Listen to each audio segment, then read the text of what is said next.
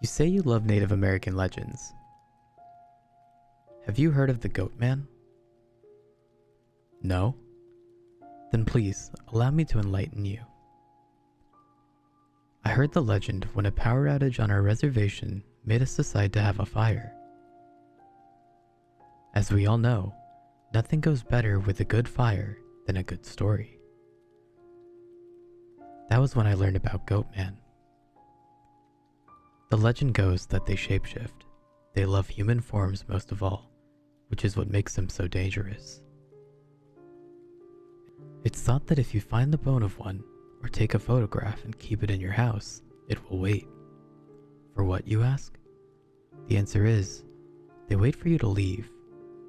Once you leave, they ransack the place until they find what you took from them. There was even an incident I heard that night where some men met the Goatman face to face.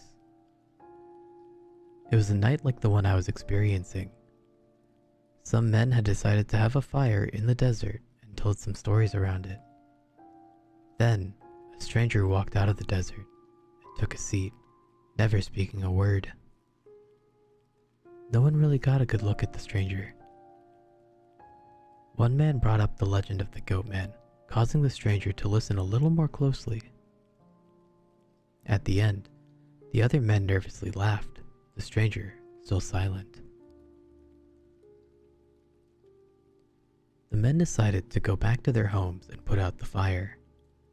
They didn't have enough room for the stranger and figured he could hitchhike back to town.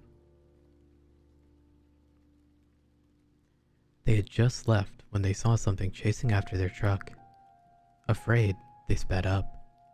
The creature sped up its pursuit as well. When it reached the truck, it flipped it over and dragged 3 men off into the night. What happened to them, you ask? Well, they were never found. Be careful of the Goatman. They can shapeshift, didn't I tell you?